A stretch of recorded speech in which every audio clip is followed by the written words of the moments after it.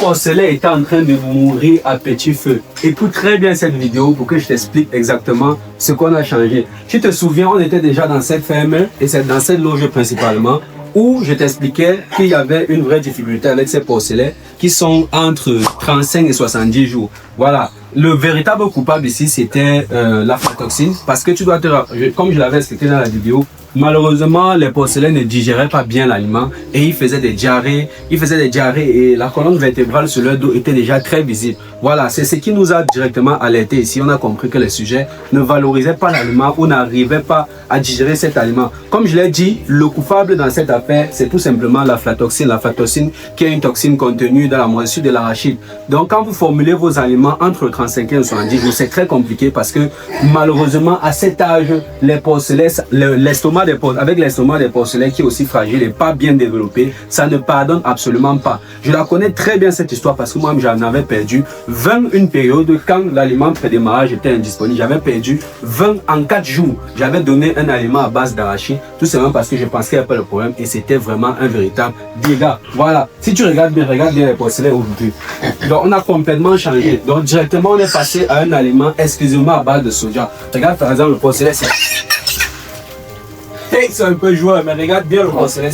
Tu vas te rendre compte qu'ils ont déjà repris leur croissance et ça fait exactement une seule semaine. Voilà, et la croissance est déjà repartie. On les a pesés tout à l'heure là et on va aller faire les comparatifs. Je vous promets, les poids sont déjà très bien repartis. Donc c'est une erreur à ne pas commettre. Mais il y a comme toujours, moi j'ai dit je ne vais pas vous montrer les choses uniquement pour vous vendre le rêve. Je vais vous expliquer. Comme je disais, on n'est pas ici pour vous vendre le rêve. On l'a fait, mais comme toujours, il y a des exceptions. Et je vais te montrer ça dans cette loge parce que c'était deux groupes. C'était un groupe de 20 porcelets. Il y avait deux groupes de 10-10. On avait déjà calibré en deux groupes de 10-10 pour pouvoir les faire évoluer en toute tranquillité. Parce que c'est très important de calibrer, d'avoir 10 petits et 10 gros que vous allez faire évoluer en toute tranquillité. Ça fait qu'il n'y aura pas de compétition et la croissance sera de façon très homogène. Voilà, on a deux. Regardez par exemple celui-ci.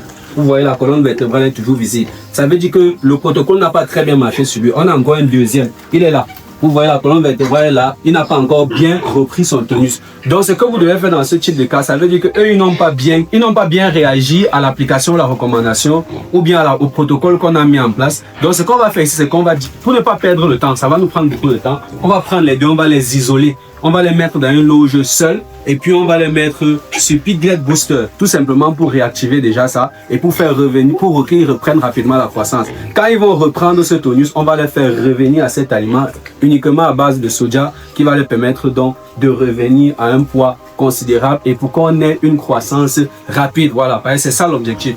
Donc, si pour toi, l'aliment, c'est quelque chose qu'il faut réduire, non. C'est un aliment, c'est ton, comme je dirais, c'est comme ton garde-cœur. C'est celui qui te permet vraiment d'atteindre tes objectifs. Si tu veux jongler avec l'aliment, ça va aussi te rattraper très fort derrière. Moi, je vous ai toujours dit, si vous voulez jongler avec l'aliment, si vous voulez réduire vos coûts d'aliments, ce n'est pas au niveau de la formule que vous allez réduire, c'est au niveau du coût de l'achat, de l'approvisionnement. Donc, travaillez au maximum votre approvisionnement. Vous aurez tout fait. Il y a des formules qu'on ne change pas. Vous n'allez pas changer le soja pour mettre le palmier, vous n'allez pas changer le soja pour mettre le coton. Si vous voulez avoir ces résultats, il faut que vous ayez une formule standard qui s'applique au stade ou bien aux besoins de l'animal, mais vous devez travailler votre fourniture, c'est-à-dire le maïs, le soja, l'arachide, le son de blé, donc essayez de trouver les meilleurs prix. C'est à cet endroit qu'on réduit ses coûts de production. Si vous ne pouvez pas le faire à ce niveau, alors ça sera très difficile pour vous. Voilà, donc j'espère que tu as compris et n'hésite pas à l'appliquer. J'ai bien dit, entre le 35e et le 70e jour, rassure-toi que ton aliment ne contienne pas trop d'arachide, ne contienne même pas d'arachide